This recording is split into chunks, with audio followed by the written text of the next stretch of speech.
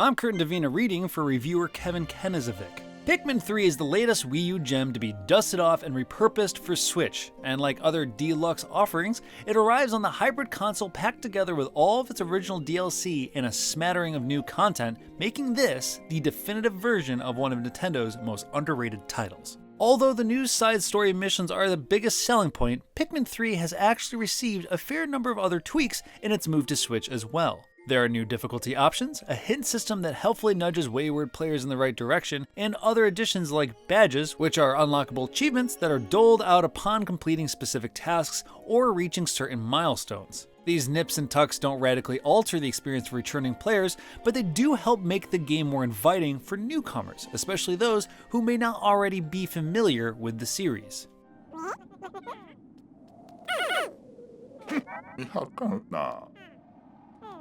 Even without any dramatic touch-ups, Pikmin 3 remains just as delightful now as when it first premiered more than 7 years ago, thanks to its wonderfully idiosyncratic blend of strategy and adventure. The centerpiece of the package is the story mode, which begins, just as previous games did, with a crash landing. The ensuing adventure follows the same rhythm as previous Pikmin games. You land on the surface of the planet at the start of each day and spend the next 15 or so minutes retrieving treasures from the surrounding areas, shepherding your Pikmin back to base before the sun sets, and the crew returns to the safety of orbit. The spacefarers you command in Pikmin 3 are largely helpless on their own. To accomplish any task, you'll need to rely on your Pikmin.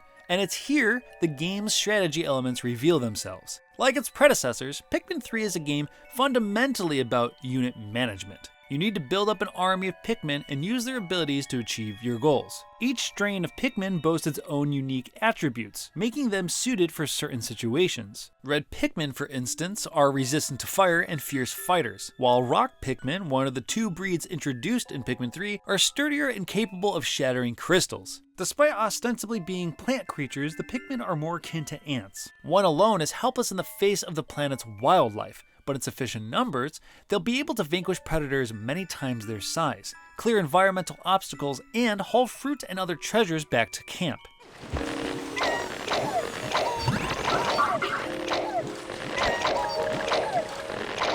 Although the general framework of the series remains unchanged, Pikmin 3 finds a comfortable middle ground between the hurried tension of the original Pikmin and the more leisurely pace of its sequel. Just as in the first title, you cannot explore the planet indefinitely in Pikmin 3. The length of your journey is dictated by your food supply.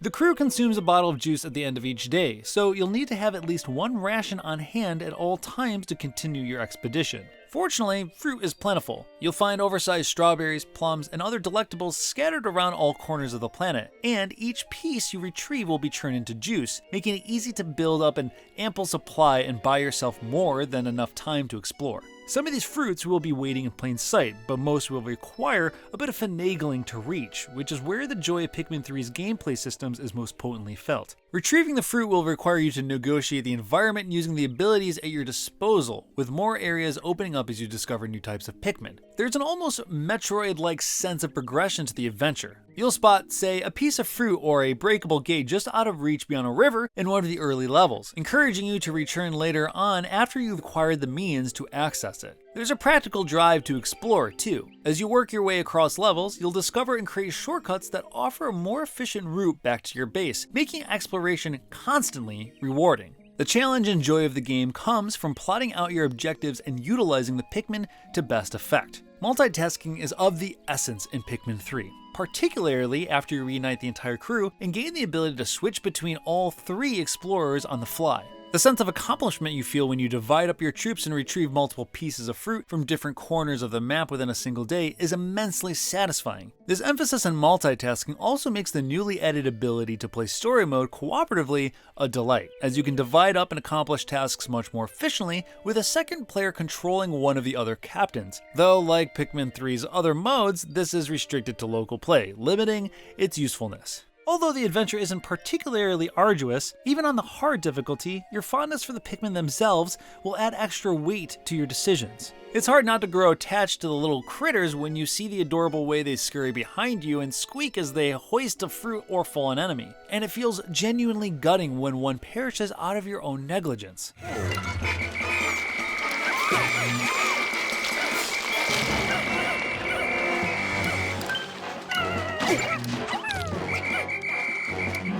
You'll wince with guilt when a Pikmin is gobbled up by a monster or left behind at the end of the day due to your carelessness. And the game reminds you of your losses by keeping a running tally of all the Pikmin that have fallen over the course of your journey. Of course, sometimes losses are inevitable, and the game gives you the opportunity to replay a day should things not go as well as you'd hoped, so no misstep is completely irrevocable.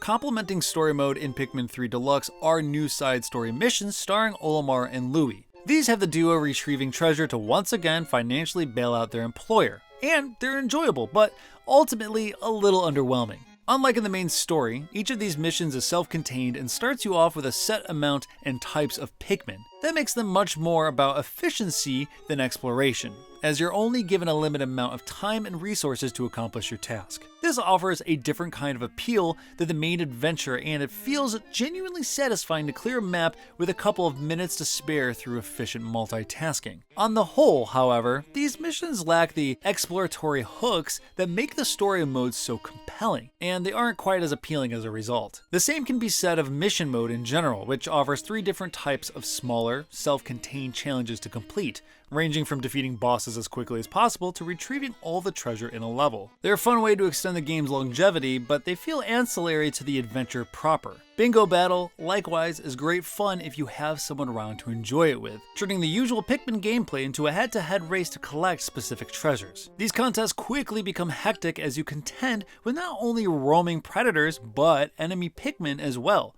further illustrating how well Pikmin's core mechanics lend themselves to different types of play. However, the lack of any online support hampers the mode's appeal. Bingo Battle requires a second player, so if you don't have someone around to enjoy it with, you're out of luck. Although Pikmin 3 Deluxe may not offer much in the way of substantial new content, the game still holds up wonderfully thanks to its unique gameplay and carefully constructed levels. And the tweaks and additions that have been implemented here help smooth over the whole package for newer players. Even 3 installments in, there is no other series quite like Pikmin, which helps Pikmin 3 still feel fresh 7 years after its original release.